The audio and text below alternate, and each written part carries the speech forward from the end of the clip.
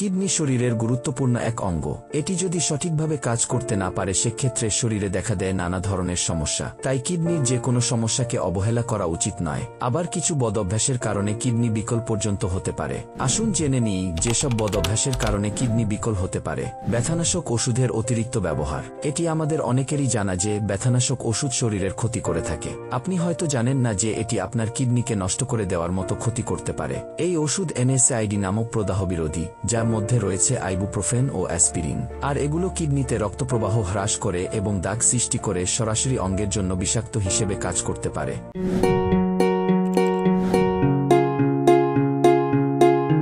পর্যাপ্ত পানি পান না করা। আপনার কিডনিকে ভালো রাখতে হলে সারা দিনে 8 গ্লাস পানি পান করতে হবে। তৃষ্ণার্ত থাকার পরও যদি আপনি পানি পান না করেন তাহলে আপনার শরীর পানি শূন্য হয়ে পড়ে রক্তচাপ কমে যেতে পারে এবং কিডনিতে রক্তপ্রবাহ কমে যেতে পারে। ফলে হতে পারে আপনার কিডনির মারাত্মক ক্ষতি।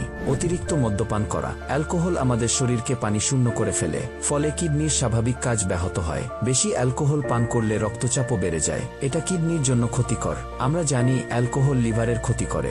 লিভার ক্ষতিগ্রস্ত হলে সেই চাপ পড়ে কিডনির উপর। তাই অ্যালকোহল থেকে দূরে থাকাই ভালো। প্রক্রিয়াজাত খাবার বেশি খাওয়া। প্রক্রিয়াজাত খাবারে সোডিয়াম থাকে অনেক বেশি। এগুলো হার্টের সমস্যা সৃষ্টি করার পাশাপাশি কিডনিরও অনেক ক্ষতি করে থাকে।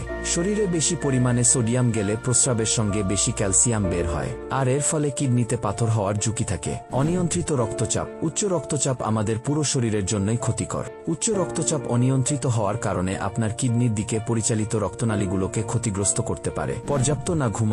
ঘুমের অভাবেও কিডনির সমস্যা হতে পারে। গবেষণায় দেখা গেছে যারা প্রতিদিন 6 ঘন্টার কম বা 10 ঘন্টার বেশি ঘুমায় তাদের দীর্ঘস্থায়ী কিডনি রোগে আক্রান্ত হওয়ার ঝুঁকি বেশি। তাই বেশিরভাগ মানুষের জন্য প্রতিদিন 7 থেকে 9 ঘন্টা ঘুমানো প্রয়োজন। এসবের বাইরেও বয়স বা বংশগত ইতিহাস আমাদের নিয়ন্ত্রণে নেই। তবুও আমরা এসব বদ অভ্যাস ত্যাগ করতে পারলে কিডনি সুস্থ রাখা সম্ভব।